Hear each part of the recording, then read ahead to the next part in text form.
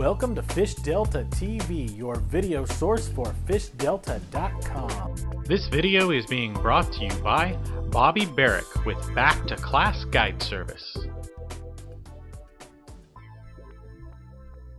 Let's do some sparse tule, dingy little slow roll, tick, click, yank. Got him. Oh, I do got him. Oh, you do got him. Holy. Dude, that ain't right. That's how you call your shots right there, buddy. That just ain't right. That's how you call your Oh my gosh. That's how you catch Delta spinnerbait fish. That's how you catch Delta spinnerbait fish and sparse tules. I was a little annoyed with how you called it. That worries me. When you're throwing spinnerbaits out here and you're fishing around heavy cover like these sparse tules or pieces of wood or whatever it may be, you want to be prepped. I'm telling you, February, March, a spinnerbait is as good as a swim bait. It's almost as weedless and it's appealing to, you know, that 3-pound bass up to who knows what. Usually during the spring months, February, March, up until about tax day, April 15th, I'll catch 2, 3, over 10 pounds on a spinnerbait. The biggest one I caught last year was, I think it was 1157 on a Cullumrite. But the color schemes that you want to go with, these are dandy bait spinnerbaits. And this one right here is called SLK. It's got a silver blade in the front, and it's got a gold blade in the back. It's got a little bit of white, a little bit of chartreuse, and some black and red. You know how you got the bleeding hooks and all that kind of stuff, little red accents to the bait. But that's what Andy does with that SLK. I throw this with 20-pound test, Stren brute strength line.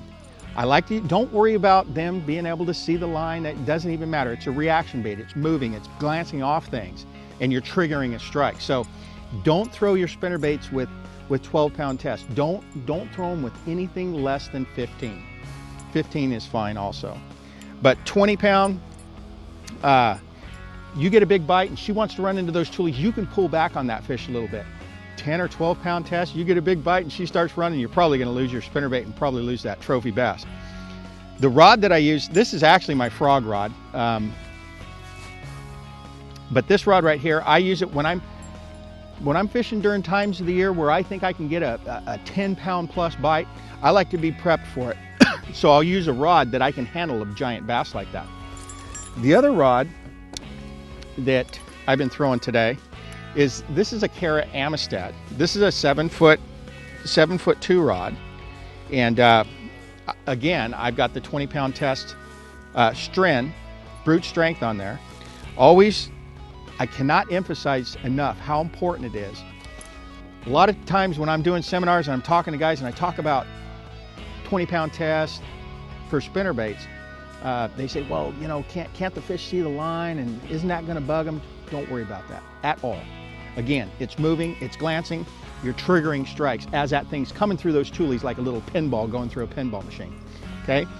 And then have your shad spinnerbait and have another spinnerbait that's red, black, a little bit of orange in it.